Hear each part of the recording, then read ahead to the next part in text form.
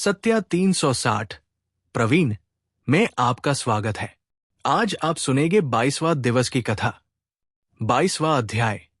वशिष्ठ जी बोले इतना कहकर भगवान जनार्दन अंतर्धान हो गए और देवद्युति भगवान के ध्यान में लीन हो गए। देवनिधि बोले हैं महर्षि, मैं कृतकृत्य हुआ। जैसे गंगा जी में स्नान करने से मनुष्य पवित्र हो जाता है, वैसे ही भगवान की इस कथा को सुनकर मैं पवित्र हो गया तथा बहुत प्रसन्न हूं।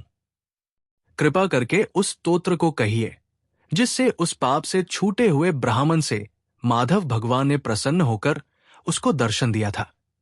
हे विप्र, आपके महान सत्संग से मेरा मनोरथ सिद्ध हुआ है। लोमश ऋषि बोले, मैं तुमसे उस उत्तम स्तोत्र का रहस्य कहता हूं जो मुझे पहले गरुड़ जी ने मिला, उनसे मैंने सुना। हे विप्र, ये स्तोत्र सब पापों को हरने वाला तथा आत्मज्ञान कराने में सर्वोत्तम है। वासुदेव, सर्वव्यापी चक्रधारी, सज्जनों के प्रिय जगत के स्वामी श्री कृष्ण को नमस्कार है। जब स्तुति करने वाला जिसकी स्तुति की जाए तथा सभी जगत में विष्णु है तो किसकी स्तुति की जाए, क्योंकि मनुष्य की बुद्धि भेद मानती है। जिस भगवान के श्वास वेद है, फिर कौन सी स्तुति उनकी प्रसन्नता के लिए की जा सकती है। जिसको वेद नहीं जान सकते न वाणी मन जान सकता है, उसकी स्तुति में अज्ञानी क्या कर सकता है। सारा चरचर संसार जिसकी माया से चक्र की तरह घूम रहा है, इसी से है प्रभु आप चक्रपाणी कहलाते हैं। ब्रह्मा विष्णु आप ही हो। सारे संसार को उत्पन्न करने वाले ब्रह्मा को भी आप उत्पन्न करने वाले हो। जब जीव शरीर को धारण करता है तब उसको ज्ञान उत्पन्न होता है। तुम सब सुखों के दाता हो, इसमें कोई संदेह नहीं है।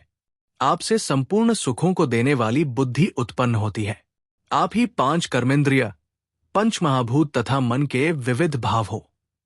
हे ब्राह्मण, ब्रह्मा विष्णु रुद्र की कल्पना से आप संसार की कल्पना इसी प्रकार करते हो जैसे पिता पुत्र की करता है।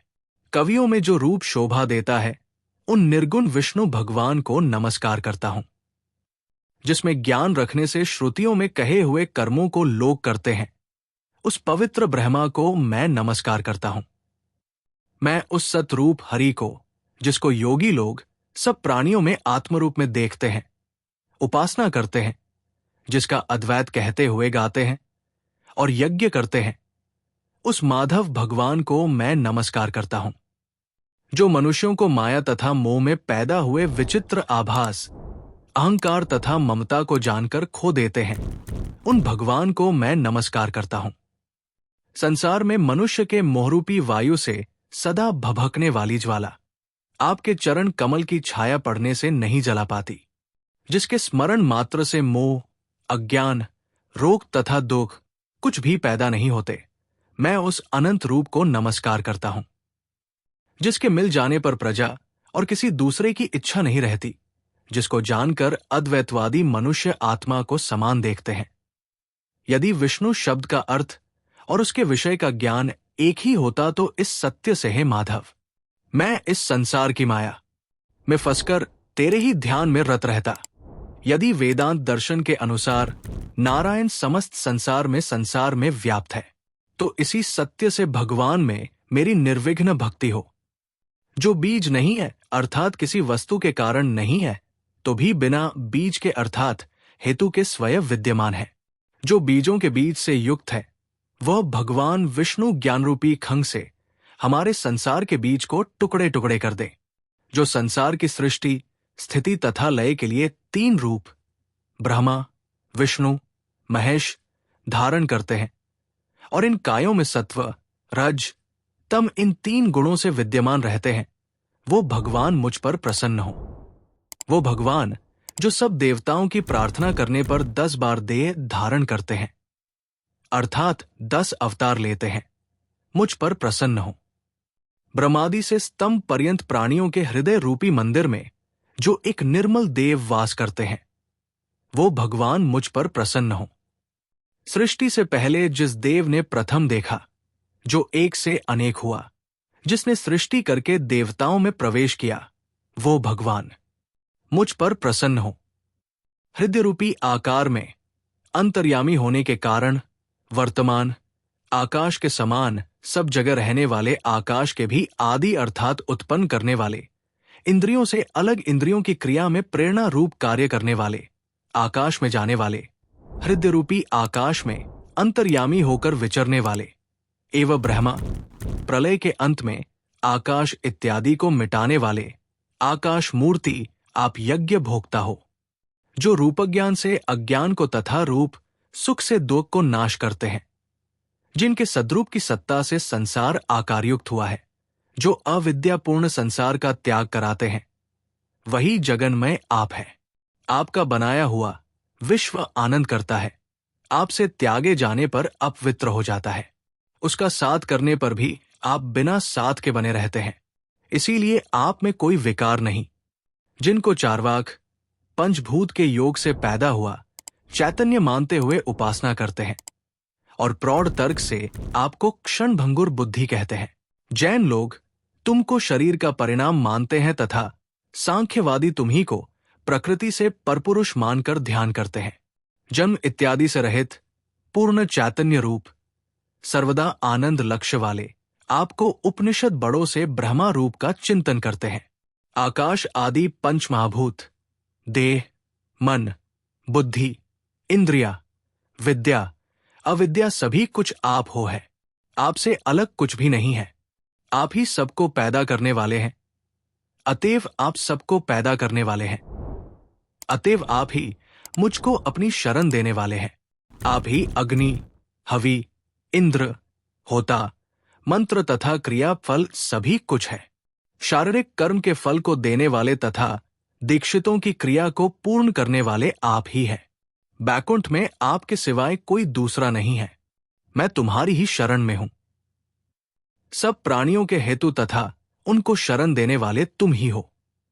जैसे युवा पुरुष की युवती में और युवती की युवा में प्रीति होती है, वैसी मेरी प्रीति तुम में हो।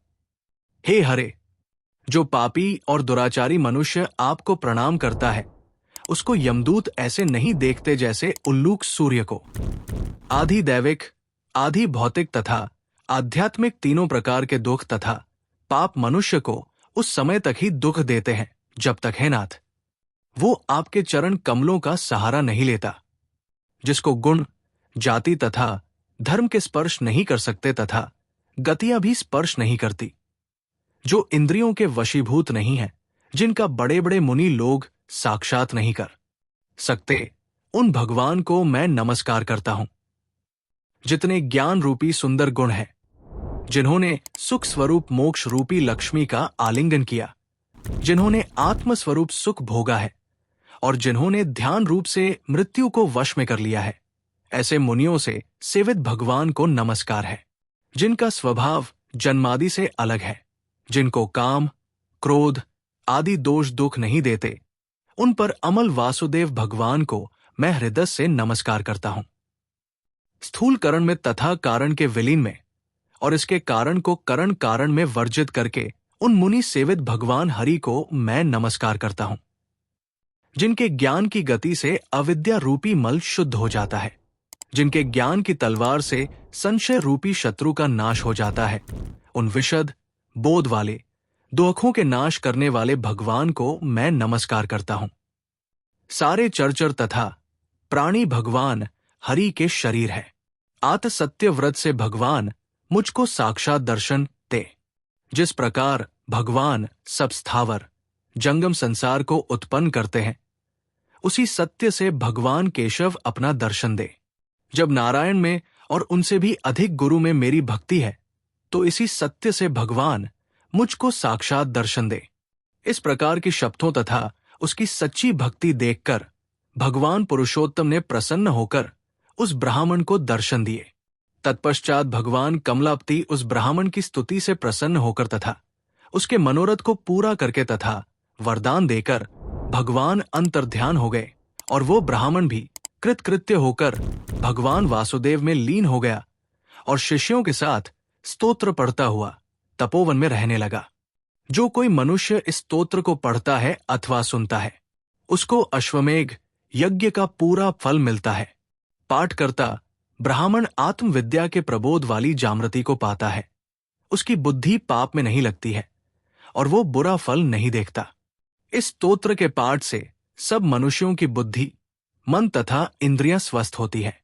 जो मनुष्य हरि में लीन होकर भक्तिपूर्वक अर्थ का विचार करके इस स्तोत्र का जप करता है, वो पापों को दूर करके वैष्णव पद को पाता है। इस स्तोत्र का सर्वदा पाठ करने वाला अपने सब काम एवं मनचाहे फल को पाता है। उसे अत्युत्तम पुत्र, दीर्घ आयु, धन एवं पराक्रम की प्राप्ति होती है। 1000 तिल पात्र और 100 गोदान करने से जो फल होता है, वो फल इस स्तोत्र के पाठ से मिलता है। मनुष्य धर्म, अर्थ, काम, मोक्ष में से जिसकी भी कामना करे, इस स्तोत्र के पाठ से वो शीघ्र ही मिल जाता है। इस स्तुति के सुनने से मनुष्यों के आचार, विनय, धर्म, ज्ञान, तप तथा नीति में वृद्धि होती है। इस स्तोत्र के पाठ से महापातक एवं उपपादकों से युक्त मनुष्य भी तुरंत शुद्धात्मा हो जाता है। बुद्धि, धन, यश, कीर्ति, ज्ञान तथा धर्म ये सब बढ़ते हैं। दुष्ट ग्रहों की शांति तथा अशुभ का निवारण होता है। द्विजातियों को इस स्तोत्र के पढ़ने से उनको सब व्याधियों से मुक्ति मिल जाती है।